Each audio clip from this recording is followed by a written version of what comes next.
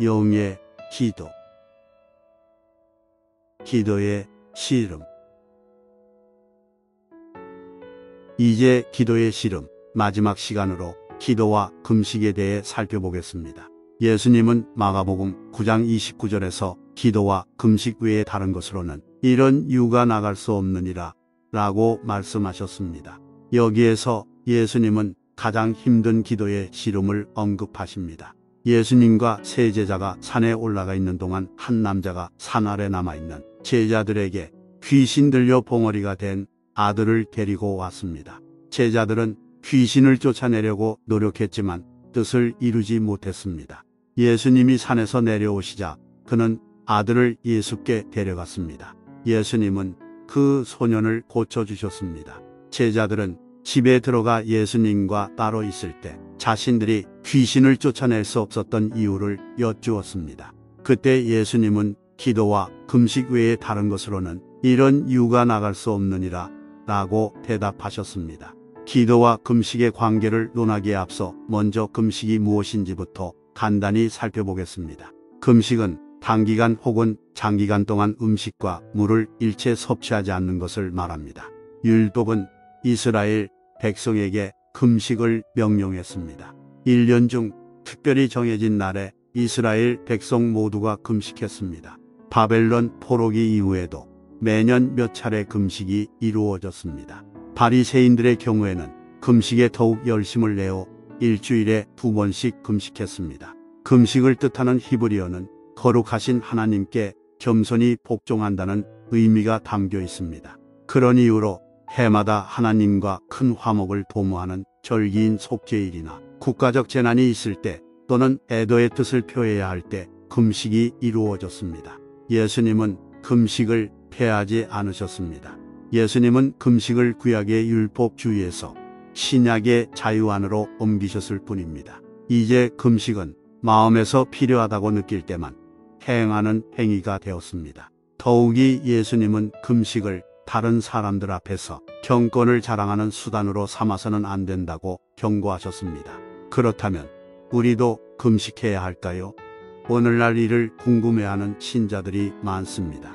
그들은 금식을 구약시대에만 해당하는 의식으로 생각합니다. 그들이 보기에는 복음을 믿는 자유로운 그리스도인이 금식한다는 사실이 무척 낯설고 이상하게 느껴집니다.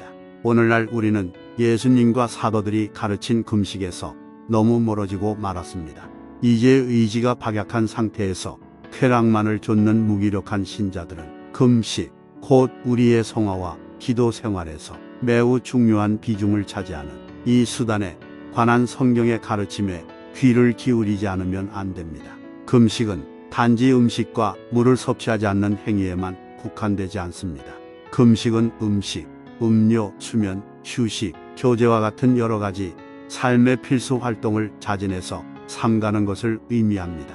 장기간 또는 단기간 동안 그런 금욕을 실천하는 목적은 우리를 물질 세상과 주변 환경에 붙잡아매는 속박의 끈을 조금 느슨하게 만들어 우리의 영적 능력을 보이지 않는 영원한 것에 집중하게 하는 데 있습니다.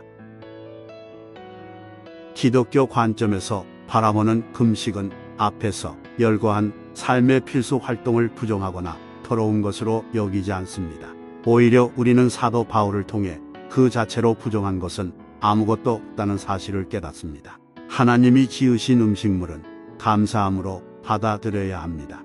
금식은 보통 때보다 더 절실히 필요하다고 생각되는 일이 생겨 오로지 그 일에만 정신을 집중해 기도해야 할 때 그 자체로는 얼마든지 용인될 수도 있고 유익하기도 한 행위들을 잠시 중단하는 것을 의미합니다. 앞서 우리는 번잡스런 삶을 잠시 중단하고 홀로 조용히 기도하는 시간이 필요하다는 사실을 살펴본 바 있습니다. 금식은 바로 그런 시간과 일맥상통하며 사실상 그런 시간의 연장이라고 말할 수 있습니다.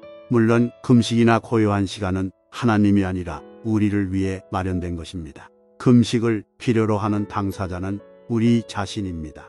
예수님은 금식이 자발적이어야 한다고 가르치셨습니다. 우리 그리스도인은 어떤 특정한 요인이 우리의 기도를 방해할 때 금식을 활용할 수 있습니다. 그러나 장애 요인은 우리가 장애물로 의식하고 인지하는 특별한 어려움일 수도 있고 또 전혀 이해하지 못하는 일일 수도 있습니다.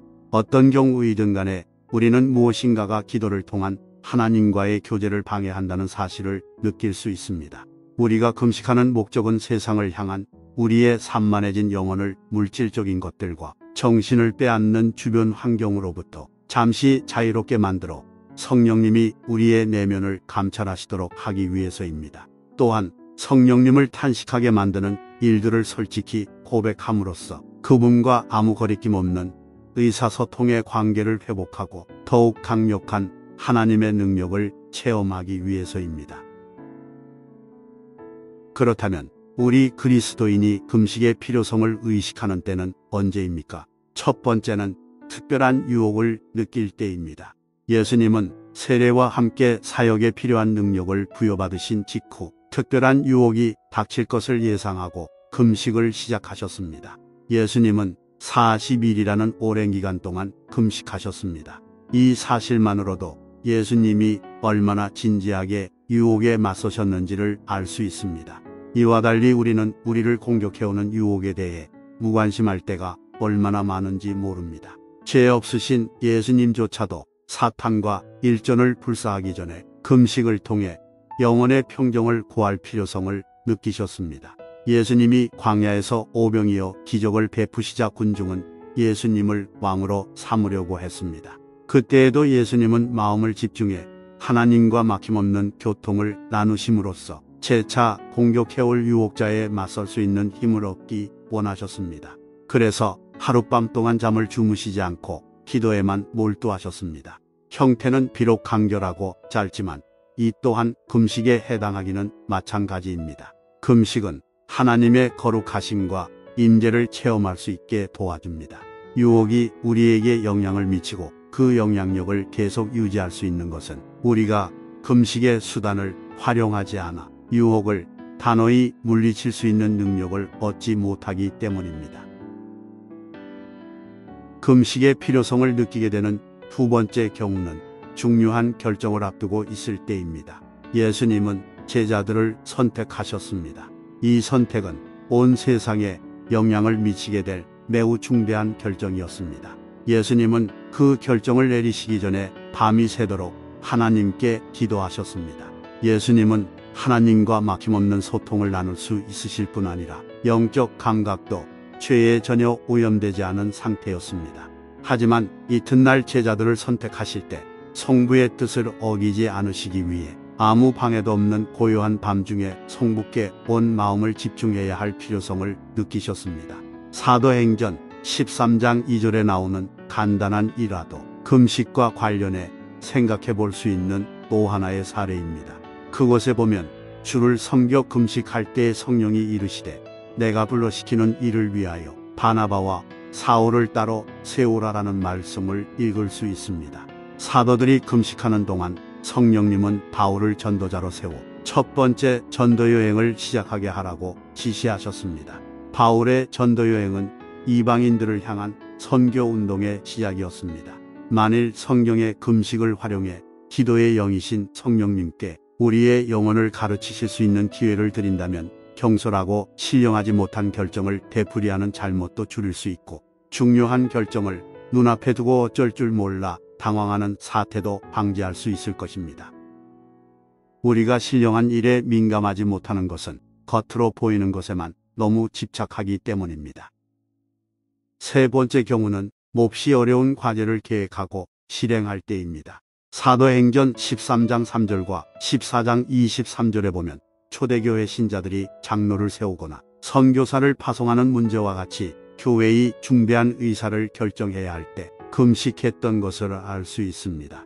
당시의 금식은 그 목적이 분명했습니다. 그들은 선택한 사람들에게 안수와 기도로 성령님이 베풀고자 하시는 은혜를 전달하기 위해 온 마음으로 기도의 영이신 그분께만 집중하기를 원했습니다.